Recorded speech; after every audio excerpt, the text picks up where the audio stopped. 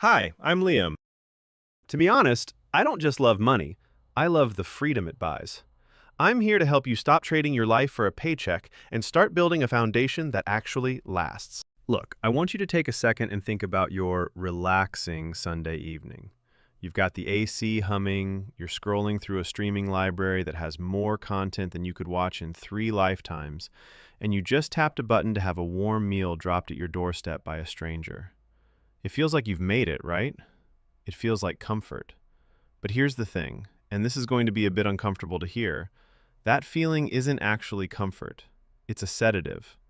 We have become a generation that is expertly trained to mistake stagnation for security. We are living in a golden age of convenience that is designed, quite literally, to keep you broke, compliant, and just happy enough that you never actually try to escape. It's what I call the comfort trap. See, the modern economy doesn't want you in rags. It wants you in a subscription-based hamster wheel where you're just wealthy enough to pay your bills, but too tired to build an actual legacy. If you feel like you're doing everything right, but your bank account hasn't moved in 3 years, you aren't stuck, you're being managed. The first trap is the one we all fall for because it feels like a reward. The "I deserve this" premium. You've had a long week. Your boss was a nightmare, the commute was soul-crushing, and you think, I work hard, I deserve this $150 dinner or this new gadget. Here's the reality. The marketing industry spends billions of dollars every year specifically to weaponize your fatigue against your finances. When you're tired, your prefrontal cortex, the part of your brain that handles logic, basically goes on vacation, leaving your emotional brain to make the calls. A study from the Journal of Consumer Research actually found that consumers are willing to pay up to 40% more for the exact same products when they are in a state of ego depletion or mental tiredness. You aren't treating yourself, you're being harvested. You're trading your future freedom for a 20-minute dopamine hit because you're too exhausted to realize that the meal you deserved just cost you 3 hours of your life that you'll never get back. It's like trying to fill a leaking bucket by pouring more water in instead of just plugging the hole. Then we have the safe career path. This is the big one. We've been told since we were 5 years old that the goal is a steady paycheck and a 401k. But look around. In a world of generative AI and rapid corporate restructuring, safe is the most dangerous place you can be. Relying on a single source of income is like standing on a one-legged stool and acting shocked when someone nudges you. If one person, your manager, has the power to end your ability to pay your mortgage with a single "we're going in a different direction" email, you aren't secure. You're a hostage. Real security isn't a salary. It's the ability to generate value independently of any one employer. Most people spend 40 hours a week building someone else's dream because they're afraid of the risk of starting their own thing. Yet they don't realize that the ultimate risk is having zero control over their own livelihood. This leads right into the third trap, which is the zero-friction life.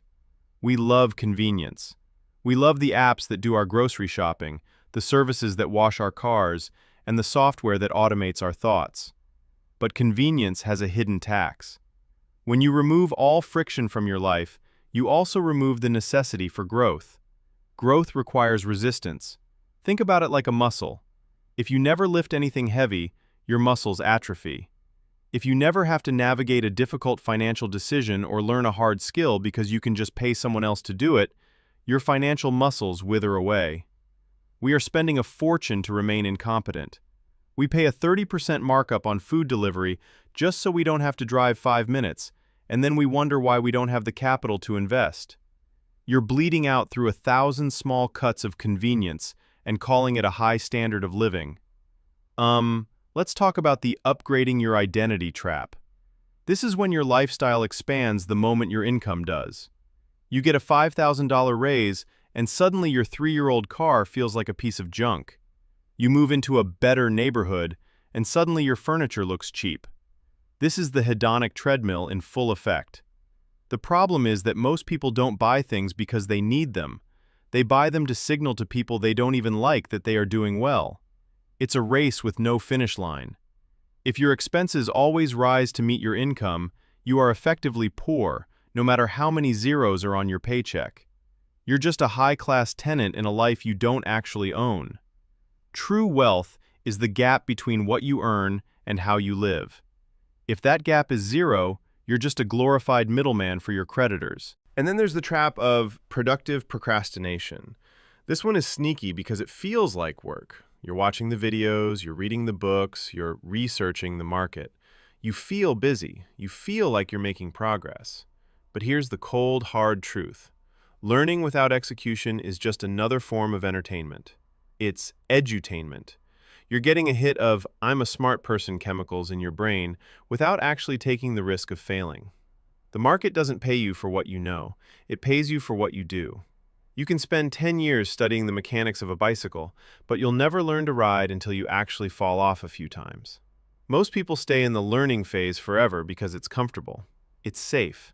There's no rejection in a textbook, but there's also no profit. The sixth trap is the minimum payment mentality. This isn't just about credit cards, it's a philosophy. It's doing just enough to not get fired, just enough to keep the relationship going, just enough to stay healthy. We live in a world that celebrates the average, but average is a failing grade in the new economy. If you are doing what everyone else is doing, you will get what everyone else has, which, according to recent stats, is less than $1,000 in emergency savings and a mountain of anxiety. When you settle for good enough, you are essentially choosing a slow decay. You're choosing to stay in the lukewarm water until it eventually boils. Finally, the most dangerous trap of all, the someday delusion. Someday I'll start that business. Someday I'll get serious about my budget. Someday when things settle down. Look, I've got news for you. Things are never going to settle down. Life is a series of storms punctuated by brief moments of chaos. If you're waiting for the perfect time to take control of your financial destiny, you're waiting for a ghost. The perfect time is a myth, invented by your fear to keep you from ever having to try and potentially fail. Every day you spend in the comfort of your current situation is a day you are actively choosing to stay small. You have to realize that the walls of your comfort zone aren't there to protect you, they're there to keep you in. The AC, the Netflix, the delivery apps, they are the velvet curtains of a cage. You don't need more comfort, you need more challenge.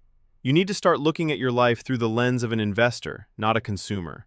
Ask yourself, is this purchase, this habit, or this safe job an asset that grows, or is it a liability that consumes my time and energy? It's time to stop calling your stagnation stability. It's time to get a little uncomfortable, because that's the only place where wealth is actually built. You have the tools, you have the information, and now you have the awareness. The only thing left to do is to stop being so comfortable with being broke. Go out there and start building something that doesn't depend on a someday that's never coming.